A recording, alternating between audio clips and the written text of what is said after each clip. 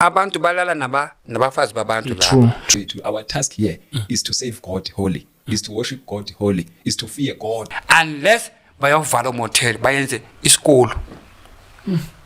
Wathi abantu ama-tavern bavale i-tavern bavale nightclub or else bazala. Ngikhuluma ngama-owners. Yes. Ibar, i-tavern, ama-guest house. Nama-guest house akufanele kube ibhizinisi yomzalwane leyo. Ngoba sishumayela ukuthi abantu bangaphuza utshwala bangadakwa. Manje uzoyidla kanjani wena lo mali leyo? I-guest house sishumayela ukuthi abantu bangafebi lapha e-guest house abantu bantshontsha abafazi babantu baye nabe ema-guest house. Omunye uzothi phela i-guest house angithi yabasiza nabanye nabantu basuka kwamanye amazwe just yabasiza abantu abasuka kwamanye amazwe kodwa manje ijike ibe inkinga awuzubaza abasuka kwamanye amazwe nabo bafike la mhlawumbe indoda ihambile isuka le eCape Town iza la isifika isihudula intombi singena nayo la mhlawumbe phela ukuthi hayi loyo isinqumo saloyo ozenzele lokho mina nje ibhizinisi le mina sengidla nje imali yamanyala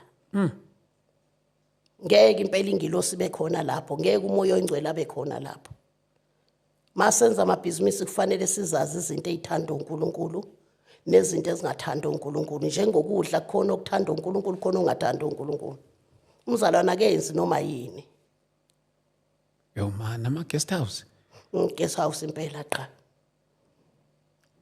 kodwa phela ngikulendo yokuthi ngiyakhe ngoba ngeke ubashayela umthetho abantu beqhashile la kwakho esuka lezo kwenza eqhashelwe icontract ake ngithi uqhashelwe icontraction uhlala la kule guest house ngeke ubashayela umthetho ukuthi ningafaka amantombazane la ngeke ekubeni wena yonke into nayo wena uyiphiwa uNkulunkulu yonke into nayo uyimukeliso uNkulunkulu isibusise sivela kuNkulunkulu njengoba nje umoya ingcwele wayiveza into enjalo zokulala nezomahotela ukuthi lezo zinto nathi asivumele abanophawu lobungcwele uthi ama-guest house wona angcole kakhulu ngoba emini umuntu uyemsebenzini mayishayisa ngelunch uyidonsela akudonsayo uyalapha enuyothenga laphana right asizudwa isugwayi manje njoba ngizela uNkulunkulu uzosikhipha kulezo zinto uthi ufuna amabhizinisi akhe abafundisi abakhuleka uNkulunkulu abenzise amabhizinisi abo azobangcwele mangibheka ushiso umlilo but immediate umlilo uba strong ube strong kakhulu ube cool futhi ube strong kakhulu which just at uma ubona umlilo uba strong umyeka uba strong labantu lapha beba nama-tavern emhlabeni so the more abantu bangena e-tavern bayophuza the more umlilo uba strong for you so ujesu athi sitshela abantu emhlabeni abanama-tavern ukuthi close the tavern we-change we-yenze another business or abantu baqashe usho kanjalo ujesu angithi uNkulunkulu athi akafuni ukubona i-tavern ngoba ubhalile in the book of Galatians ukuthi akafuni utshwala abantu bangadakwa so anybody ane-tavern uthengisa utshwala nje abantu bayadakwa so anybody ane-tavern wena uma usoshonile emhlabeni abantu babangena kule tavern bathi they are there to drink alcohol mabaloku bajayipa ubusuku bonke umlilo uyakuchisa kakhulu le uba strong kakhulu uJesu athi it is because abantu mabafanele ukuthi baye esontweni baya e-tavern on Sunday because uakhe e-tavern so abantu abaye esontweni bafuna ukudakwa and yena sekashonile so abantu baye e-tavern bayophuza mabaphuza yena umlilo uba strong so labantu laba abangasezihokweni bafisa sengathi thina emhlabeni singatshela abanikazi bama-tavern vala mama indoda yakho iyatsha ngalo so noma singabatshela bomama bazosithuka uzothi indoda yami uyayazi uyibone kuphi indoda yami ishonile akazi so uJesu uthi ke sitshela abantu abanama-tavern close the tavern close the nightclub athi sitshele nalabo abanama-motel ukuthi izwi lakhe lithi abantu bangafebi so laba bona baya-akha the building they say this is a motel abantu beze la bazolalana so wathi ke uJesu ubabona batsha kanje abanye batsha because ba-akhe imotel emhlabeni so uma abantu balalana le emhlabeni kule motel yakhe umlilo uba strong for yena because yena uba akhele ibuilding ukuthi bazofeba lapho nabafazi babantu namadoda abantu uJesu athi izwi lakhe lithi ningafebi, do not commit adultery. So wena, how did you build a motel? Why did you build a motel? Uyenza imoto ukuthi abantu bazolalana kodwa mina uNkulunkulu ngithi abantu bangafebi. Then uJesu athi sibatshela abantu abana ama motel ukuthi baza la ezihogweni unless bayovala motel bayenze isikolo. Wathi abana ama tavern bavale tavern bavale nightclub or else baza la. Ngikhuluma ngama owners. Yes. Bayabhuka. Mababhuka then ke uNkulunkulu Jesu uthi uma abantu bazobhuka kule motel or guest house abantu balala nabafazi babantu la.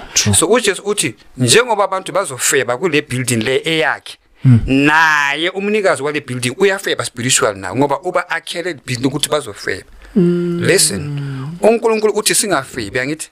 So wena uyenza ibuilding uya-akha ibuilding imoto ukuthi abantu bazofeba lapha. So uNkulunkulu uthi wena njengoba uyenze le building you are a part of those abafebayo lapha.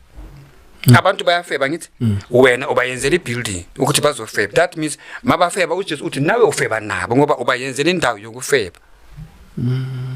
So that's why uJesu athi ama building lawo bawachinje bawayenze another building that is clean. Okay. Maningaboshelwe ejokweni linye nabangakholwayo. Yezwa ngimla. Siyayihlukanisa phela manje bamoto. Maningaboshelwe ejokweni linye nabangakholwayo. Abangakholwayo benza lokho nani niyakwenza. Iseliphela abakholwayo bashaya ama cricket nani niyawashaya. Maningaboshelwe ejokweni linye nabangakholwayo.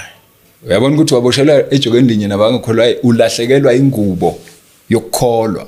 Ulahlekelwa that's why abazalwana abaningi namhlanje abasakwazi ukuhamba ukuphila impilo engcwele abayifuni futhi bathi emabandleni ethu bathi because basuke badla izinto kwakungamele bazidle basuke bahlanganyela nabantu abangakholwayo babafaka le poison yevangeli namhlanje. That's why ivangeli namhlanje lingaqondile libhekele la kuthanda khona abantu hayi uNkulunkulu. So ke lithi lana ke maningaboshelwa ejokeni linye nabangakholwayo ngokuba kunakuhlanganyela kuni ukulunga nokungalungi na kunabudlelwane buni ukukhanya nobumnyama na thola manje ngaboshelwe ejokweni elinye nabangakholwayo kushuthi izinto kahle kahle thina singamakhoyisha sikholwa we are representing Christ on earth. Si representa uNkulunkulu singamanxusa kaKristu emhlabeni. Fanele thina siveze ivangeli likaKristu. Fanele thina sigwinye izwe, hayi izwe ligwinye thina. Abazalwane banamhlanje bagwinye izwe. They are like the people of the world. They are like the Gentiles. Yabona. Izinto zamapagani yize igcwele ebandleni namhlanje. Pagani worship. Yebo. Pagani ngabantu abangenaNkulunkulu, abakhonza ithixo, abakhonza ithombe, abakhonza whatever bayithandayo, abakhonza ngendlela bona bathanda ngayo. Those are pagani worship. So manje ke lithi lama ningaboshelwe ejokweni linye nabangakholwa. Right. So uma ufika kwenye incwadi kaEzra chapter 9 lithi iBhayibheli abakwaIsrayeli abantwana bakaIsrayeli kwatholakala sebehlangene nabezizwe sebexubene lithi iBhayibheli baxubene nenzalo yabangcwele. Kushuthi the Gentiles sebeyafana nabantwana the children of God. That is why manje awusayitholi holiness gospel, awusayitholi holy and righteousness in the church. Abasekho abasaphili ngobungcwele because inzalo engcwele seyicubene nabezizwe, seyicubene nama Gentiles. Kusho ukuthi sebenza njengezwe endlini kaThixo. Uyayithola leyo nto chapter 9 uEzra lo enkhuluma ngayo. So lithi iBhayibheli lapha uEzra wakhala ekhalela uIsrael kwenze njani kwathiwa abantu abahamba phambili lapha ekwenzeni lento yilabo abangabaholi bakwaIsrael. Kusho ukuthi the pastors, the preachers of the world yibo abahamba phambili ekudukiseni abantu ukuthi benze iopposite of what God want from their life. uNkulunkulu lokho akufuna bazalwane, lokho akufuna kubantwana bakaNkulunkulu akusenziwa because abantu abaleadayo yibo abamisleader the whole of this church. So lithi ke inzalo engcwele seyixubene nabezizwe the Gentiles. Kusho ukuthi awusakwazi ukubona ukuhlukanisa ukuthi leli ivangeli laba ulomuntu ikholwa leli because of that. So ke la uNkulunkulu uyakhumbuza abantwana bakhe ukuthi ningaboshelwe ejokeni linye nabangakholwayo. Kahle kahle mayiqhubeka kwenye indawo umfostoli ku chapter 11 into verse number 13 uveza ukuthi uma abangakholwa sebelandele abakholwayo bayashintsha ukuze kulahleke necharacter ukuziphatha okuhle komzalwane. Kanti umzalwane ufuneka ayiphathe ngobungcwele ngoba ngishilo ngithi uyinxusa lika Christ emhlabeni. Wena umele uKristu la funeka urepresent uKristu. Don't be conformed with the standard of this world but be transformed. Baba uMothando bangifuna bakhala ukuthi sekunzima nokuthola amasonto manje. And futhi angibablame. Yes, kufanele. Abantu abaningi bangifuna bathi Chris siyanizwa kodwa siye ku amasonto kunzima nokuthola amasonto kusenze njani? Alright, asibasiza abazalwane kuloko ngoba akusinto yamanje le. Dala yenzeka lento. USathane ungene kancane emabandleni. Wawadla wawaqeda agcina sekungawakhe wonke esedominator kuwo. So abazalwane the best way yokubenza kunamavesi eBhayibhelini. Amavesi eBhayibhelini abhalelwe ukuthi siwenze. We must act upon them. That's why iBhayibheli libhaliwe. So uma ethu Jesu athi when 2 or 3 are gathered together I'm in their midst. Abazalwane into esekumele bayenze manje elula because umhlaba mkhulu. Ngoba umkhulu ngaka nje ungcolile. So ngoba ungcolile nje abazalwane sebesikase abafundisi besikase abashumayela ivangeli lingcwele. So sekumele abazalwane bakhulekele ukuthi la akhona athole at least 3 or 2 abazalwane bakwazi ukuhlangana bakhonza uNkulunkulu bebodwa. That's why iBhayibheli lithi ke uma ababili noma abathathu behlangene uthi uNkulunkulu ngibala phakathi kwabo. So ke akusesindaba yamasonto ukuthi gijima hamba lokhu gijimisana namasonto la ngoba otherwise you will miss God. Angisho manje isikhathi sesiprofeto la kucaseke khona iprofeto zeBhayibheli. Athi uDaniel uMatthew 24 uJesu uyamkhotha ukhotha uDaniel uverse number 15 uthi mani bona amanyala nencithakalo esemendaweni engcwele besithi ofundayo makaqaphele. Angisho manje la indaweni engcwele sekushumayela wonke umuntu.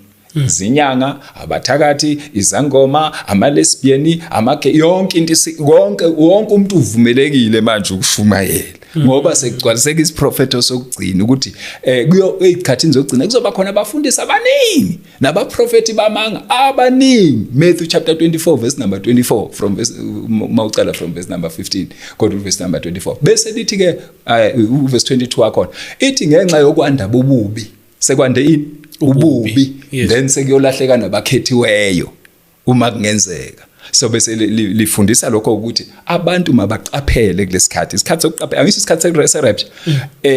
I-enemy iphakamise izinga to deceive many people, to manipulate many people so that abantu bazoya esihogweni ngobuningi becabanga ukuthi baku right track kanti bayesihogweni. Wayibeka baba uMotha.